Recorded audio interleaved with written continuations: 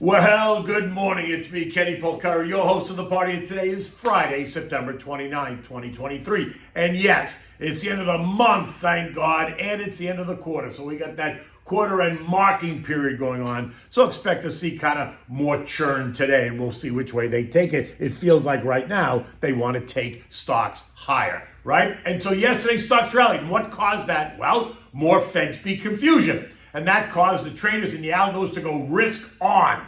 Bonds rallied, sending yields lower. Oil down, dollar down, gold down, then up, right? The PCE deflator, the big Fed inflation gauge is due out at 8:30 this morning. But they're going to want you to focus on the super core PCE. Now, I said to you it's the end of the month, it's the end of the quarter, and guess what? There's only 85 shopping days till Christmas. And what are we having for dinner today? Well, we're going to have the sherry braised chicken parts. Oh my God, delish. Okay, so look, Richmond Fed President Tommy Barkin, the latest Fed head, comes out swinging, telling investors it's unclear whether more monetary policy changes will be needed in the coming months. It's too early to know. What? Where exactly does Tommy live? What is he seeing out there that the rest of us apparently are not? And then Chicago's Austin Goolsbee, he comes out and supports the thought by saying that policymakers were at risk of overshooting on interest rates by putting too much emphasis on the idea that we need to have steep job losses to quell inflation. And so it was risk on, right? Now remember, stocks have gotten kicked in the gut this month, right? Some suggesting prices were overdone to the downside, and some of them probably were. And so it's not a surprise to see them turn around and rally on any bit of hopeful news. And those comments yesterday were considered hopeful news. The Dow gaining 116 points at 0.3. The S&P gained 26 points or 0.6%. The NASDAQ up 108 points or 0.8. The Russell tacked on 15 points or 0.9%, while the transports added 158 points or 1.1%. Every sector was in the green yesterday except utilities, which fell by 2.1%, a fairly big move on the idea that rates are not coming down anytime soon. But let's be honest, 5.5% short duration rates and 4.6% 10-year rates are not helping the sector. Remember, investors buy utilities because they're boring, not supposed to offer stability, but they're also decent divvy payers. But even those divvies can't compete with those short-term rates today. And that narrative has caused utilities to have a really bad September. Notice, if you look at the chart, the collapse in the sector immediately after the Fed meeting when JJ announced that while they're pausing, they're not done raising, and then once they finish, they're going to hold them there for longer, right? Longer than the market expected. And that has now sent this sector down 16% year to date. Ouch. Okay, on the flip side, basic materials, real estate, communications, consumer discretionary, all up more than 1%. Financials and tech up about 0.7, while industrials, consumer staples, healthcare were all up about 0.4%, leaving energy up also 0.4%, which is still a win considering that oil itself fell by 2% yesterday. Now, down the list, we saw strength across the board in all the popular sectors. Airlines up 1.3%, home builders up 1.2%, semis up nearly 2%, disruptive tech up 1.2%, AI up 3%, metals and miners up 1.8%, the value trade up 6%, while the growth trade was also up a little better than 6%. Small cap growth up 1.1% and mid cap value up 1.3%. I mean, it was hard to find anything that was significantly lower. And some of those names that I referred to yesterday, the ones that have gotten unnecessarily beaten up, were some of the biggest beneficiaries. Of course they were. They've been marked down by 15 to 20% and maybe even more. Hello, think about that.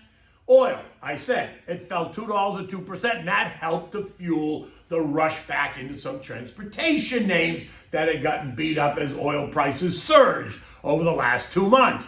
We saw gains across the board in names like UPS up 2%, JetBlue up 2%, Ryder Truck Systems up 1.6%, Union Pacific up 1.7%, Norfolk Southern up 1%.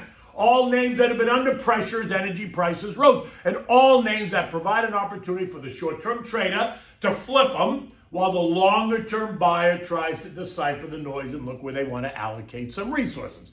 Bonds rallied, the TLT gaining 0.3%. And that caused bond yields to move lower, right? Now, it's only a matter of time, as the move up in bond yields was being considered a bit overdone, at least for now, which also means that bond prices were overdone on the downside, thus the rally. The 2-year lost 6 basis points to end the day at 5.03%. The 10-year lost 3 basis points to end the day down 4.57. Both are lower again this morning. Now, can you guess what futures are doing then?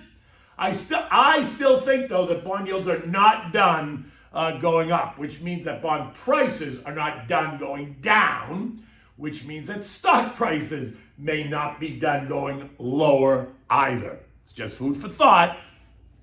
Now, the dollar retreated. That was also helpful, while gold fell out of bed as well, now falling $9 to $18.78 an ounce. Now, gold is down some 10% since May, when the Fed made it clear that they were going to hold rates for longer, when they started to hint that. Why? Because higher for longer only raises the opportunity cost of holding gold, which pays you nothing in either dividends or interest. It makes you feel good, but don't go looking for anything else, which is not a negative and is not a reason to not buy it.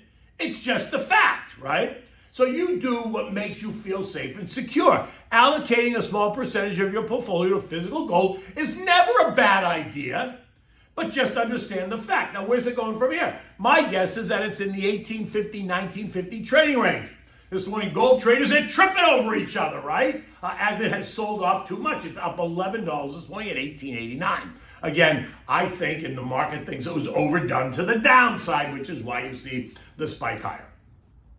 Eco data today is all about the Fed's favorite inflation gauge, the PCE deflator, which, as I told you yesterday, is expected to inch higher today, both on the month-over-month and year-over-year reports. But watch as they try to make you focus on the supercore PCE, the one that takes everything out of it, everything that's actually important to you and me, food, energy, and housing. And when they take all those factors out, guess what inflation looks like? Oh my God, it's lower! And that's supposed to make you feel good, right? No matter that you are not feeling it. But it does support their story. Now, you cannot discount that technical data point, that technical data level that I told you on the S&P yesterday, right? 42.38 was that level that should have represented support, and guess what? It did. The algos recognized that, especially when the buyers defended that position. And boom, up we went. But I suspect that we're going to test it again before this is over, right? And it may not be today, as futures are up and European markets are up, so the tone today is positive. But, that could all change at 8:30 when we get the PCE report. So just sit tight. Let's just see what that says. The surprise there is going to be if it's up more than what it's already expected to be up. Now, look.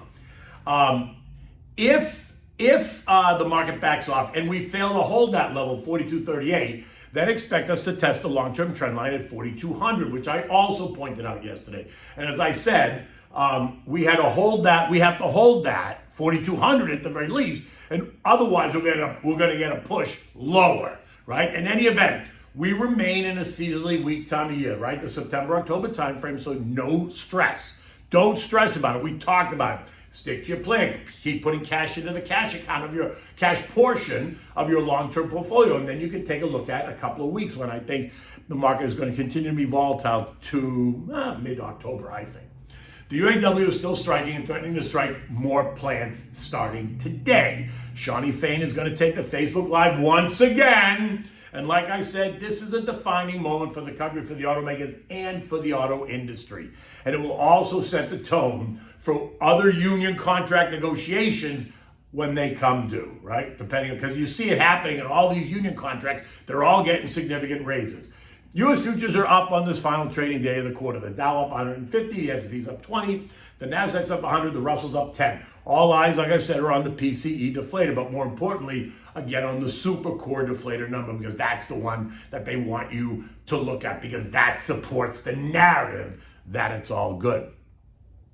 The S&P ended the day yesterday at 42.99. It was up 26 points. And this morning it looks like they want to take it higher again and right back up to the intermediate term trend line, which is actually at 43.84, which is a 2% move up from here. Now, while very possible, Most likely not happening, at least not happening today. But that is the next target, right? Now, remember, as a long-term investor, you just need to eliminate the noise and stick to the plan, even when it feels uncomfortable. If you're well diversified, you have nothing to worry about. Short-term price dislocations create longer-term benefits and opportunities. Keep that in mind, right? Because that's really the key here, right? Without panicking. Okay, so now what do we have for dinner tonight? We're having the sherry braised chicken parts. It is delish. And for this, you need a big cast iron pot or an oven-proof frying pan. You need the cut up chicken, right? So you need legs and thighs and breasts. I would eliminate the breasts. I use the legs and thighs, but whatever.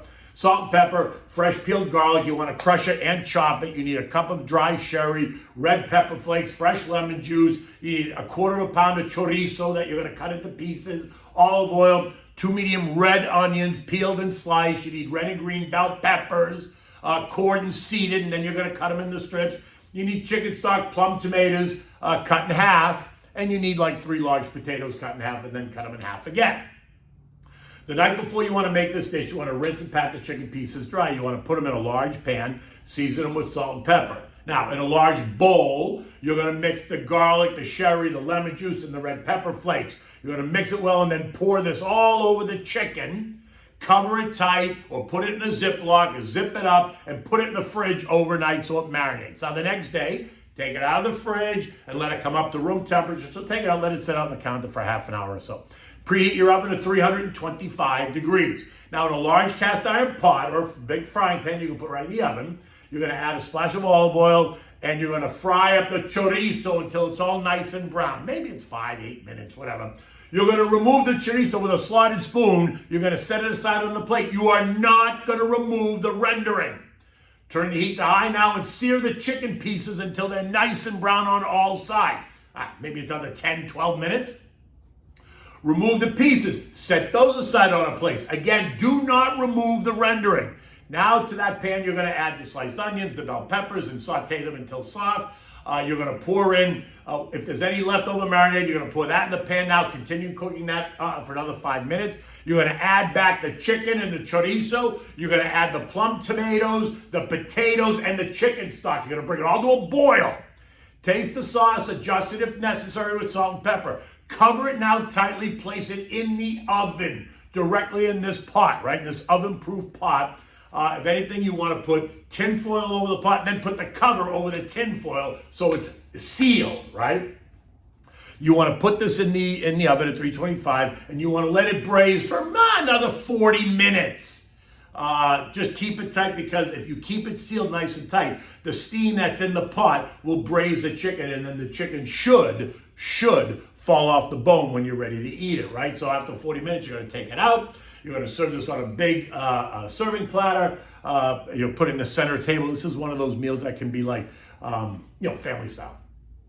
Serve this with a large mixed green salad. There's really nothing else to do here because you've got potatoes and you've got bell peppers in the chicken. And so you just need a big mixed green salad. Dress it however you want. I would dress it in olive oil and fresh lemon juice, salt and pepper, a little bit of oregano. That's just a simple go-to for me.